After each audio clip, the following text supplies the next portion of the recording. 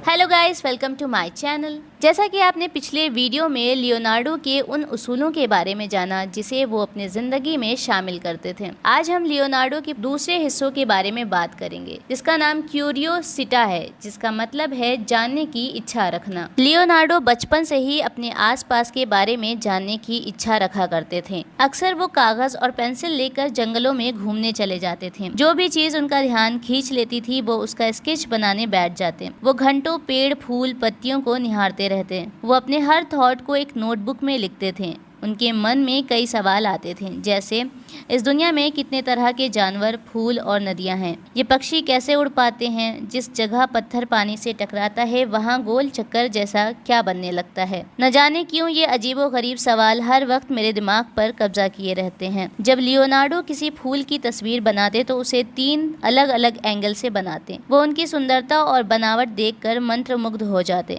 पक्षियों की उड़ान भी उन्हें बड़ी दिलचस्प लगती थी। एक पक्षी कैसे हवा में अपने पंख फड़फड़ाता है, वह उसे भी तस्वीर में कैद कर लेते थे।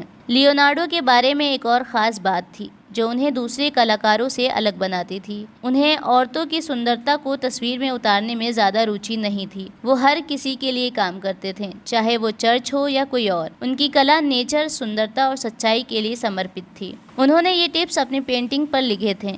ये इंसान की फितरत होती है कि वह दूसरों के काम में गलतियां बड़ी आसानी से ढूंढ लेता है। इसीलिए ये देखने के लिए कि हमें अपने काम में क्या सुधार करने की ज़रूरत है, आपको एक दर्पण के ज़रिए उसके रिफ्लेक्शन को स्टडी करना चाहिए। इस तरह आप उसे एक अलग नज़रिए से जज कर पाएंगे। लियोनार्डो का मानना था कि काम करते वक्त बीच में छोटे छोटे ब्रेक भी लेना चाहिए। एक कलाकार को थोड़ी देर के लिए बाहर जाकर आराम भी करना चाहिए। अपने काम से कुछ दूर के लिए दूर रहना हमें उसे एक फ्रेश नज़रिए से देखने में मदद करता है और हमारे लिए बचा हुआ काम करना आसान बना देता है। उन्होंने एक और टेक्निक के बारे में बताया था, जो था पेंटिंग को दूर से देखना। जब आप पेंटिंग को दूर से देखते हैं तो आप उसके रंगों को, उसके आकार को बेहतर तरीके से समझ पाते हैं। लियोनार्डो अक्सर फ्लोरेंस की सड़कों पर नेचर की खूबसूरती और लोगों के चेहरों के हाव भाव को गौर से देखने निकल जाया करते थे।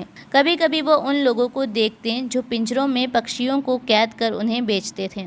लियोनार्डो उन्हें खरीद कर पिंजरों का दरवाज़ा खोल उन पक्षियों को आज़ाद कर देते थे। वो बड़े प्यार और अचंभे से उन्हें नीले आसमान में खुलकर उड़ते हुए देखा करते थे।